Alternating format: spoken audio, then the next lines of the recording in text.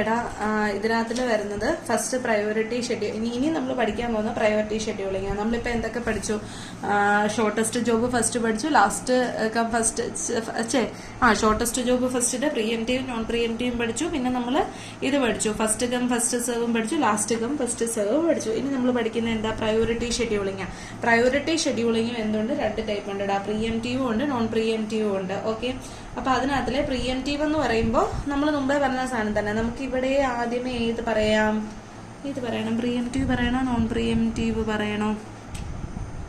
Non preemptive. Preemptive പറഞ്ഞോ Bob. Non preemptive അതാകുമ്പോൾ പെട്ടെന്ന് തീർക്കുമല്ലോ. ഇപ്പൊ എന്തുവാ പ്രീഎംറ്റീവ് എന്ന് ഏകദേശം മനസ്സിലായി കഴിഞ്ഞല്ലോ. പ്രീഎംറ്റീവ് എന്ന് വെച്ച് കഴിഞ്ഞാൽ മാറിക്കൊടുക്കും ഗ്യാപ്പ് അനുസരിച്ച്. അപ്പൊ ഫസ്റ്റ് ഇത് നോക്കിക്കേ, ആര് വരുവാടാ? ആദ്യമേ എഴുതിയേക്കുന്നതൊക്കെ വിട്ടേക്ക്.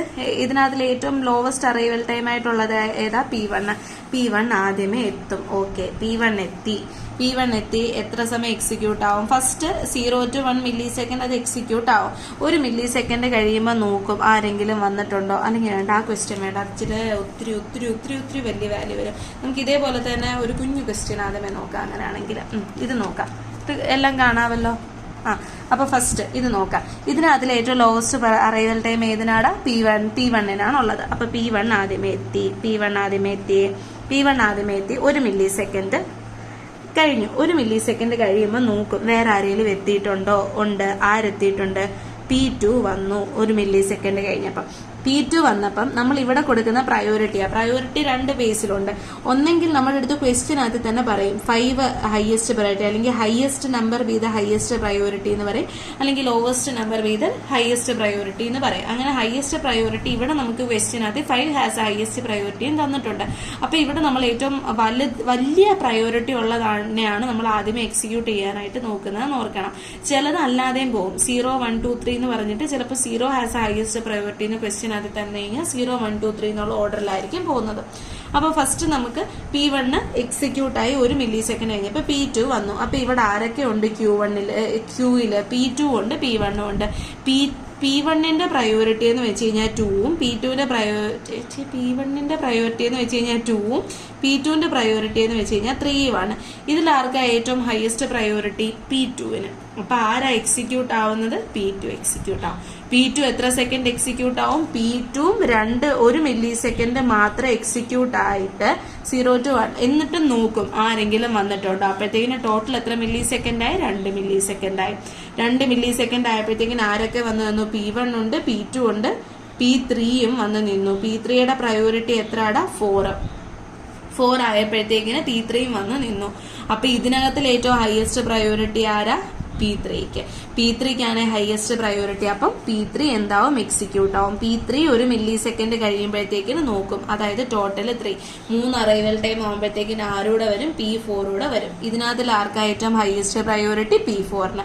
ആര് വന്നു കഴിഞ്ഞാലും ഏറ്റവും ഹയസ്റ്റ് പ്രയോറിറ്റിനും P4-ന് തന്നെ. അപ്പൊ P4-ന്റെ മൊത്തം ടോട്ടൽ ബേസ്റ്റ് ടൈം എത്ര? 5. അതും ഫുൾ എക്സിക്യൂട്ട് ആവും. അപ്പൊ 3 + 5 എത്ര? 8 മില്ലി സെക്കൻഡും P4 എക്സിക്യൂട്ട് ആവും. ആ 8ാമത്തെ മില്ലി സെക്കൻഡിൽ ആരൊക്കെ ഇപ്പം ക്യൂയിലുണ്ട്? P1 ഉണ്ട്, P2 ഉണ്ട്, P3 ഉണ്ട്, P4 ഫുൾ എക്സിക്യൂട്ട് ആയി കഴിഞ്ഞു, P5 ഉണ്ട്. ഓരോരുത്തരുടെ പ്രയോറിറ്റി അനുസരിച്ച് P5 ഇനി ഫസ്റ്റ് എക്സിക്യൂട്ട് ആവും, പിന്നെ P3 എക്സിക്യൂട്ട് ആവും, പിന്നെ P2 എക്സിക്യൂട്ട് ആവും, പിന്നെ P1 എക്സിക്യൂട്ട് ആവും. അങ്ങനെയാണ് വരുന്നത്. അപ്പൊ നെക്സ്റ്റ് P5-ന്റെ ബേസ്റ്റ് ടൈം എത്ര? 5. ഇനി നെക്സ്റ്റ് 5 അല്ലല്ലോ, ഇത് പ്രയോറിറ്റി അല്ലേടാ 5. P5-ന്റെ ബേസ്റ്റ് ടൈം 2. അപ്പൊ 8 ബേസ്റ്റ് ടൈം P5-ന്റെ ബേസ്റ്റ്. എടാ ഇവിടെ ഞാൻ എഴുതിയേക്കുന്നതിന് എന്തോ മിസ്റ്റേക്ക് ഉണ്ടോ കേട്ടോ. P5-ന്റെ ബേസ്റ്റ് ടൈം എന്ന് വെച്ച് കഴിഞ്ഞാൽ 2.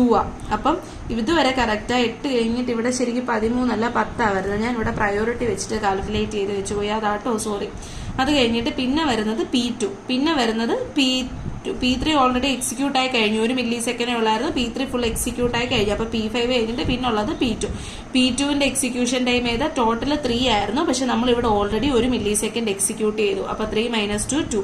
അപ്പൊ 10 കഴിഞ്ഞിട്ട് ഇവിടെ എത്ര വരും? 12 വരും. അത് കഴിഞ്ഞിട്ട് പിന്നെ ആരായിട്ടും ലാസ്റ്റില് P1 എക്സിക്യൂട്ട് ആവും. P1-ന്റെ ടോട്ടൽ എത്ര ആയിരുന്നു? 4 ആയിരുന്നു. അതിൽ നിന്ന് ഒരെണ്ണം ഓൾറെഡി എക്സിക്യൂട്ട് ആയി. അതുകൊണ്ട് ഇനി എത്ര വരുന്നത്?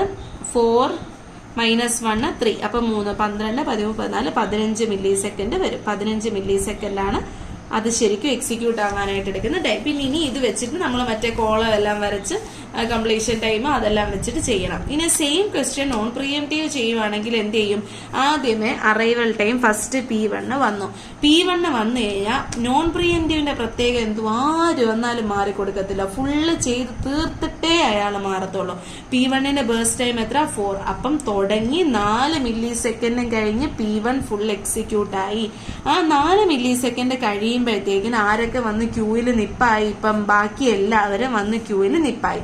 ഇനി നമ്മൾ ഇതിനകത്തുനിന്ന് ഹയസ്റ്റ് പ്രയോറിറ്റി ആരാന്ന് നോക്കും. ആർക്കാ ഹയസ്റ്റ് പ്രയോറിറ്റി? P4ഉം P5ഉം സെയിം. ആദ്യമേ വന്നത് P4 ആയതുകൊണ്ട് P4നെ എടുത്തു, പിന്നെ P5നെ എടുത്തു, പിന്നെ P3 P2 ബേസ്റ്റ് ടൈം വെച്ചിട്ട് മറ്റേതുപോലെ എഴുതി. അത്രേ ഉള്ളൂ, സിമ്പിൾ, തീർന്നു.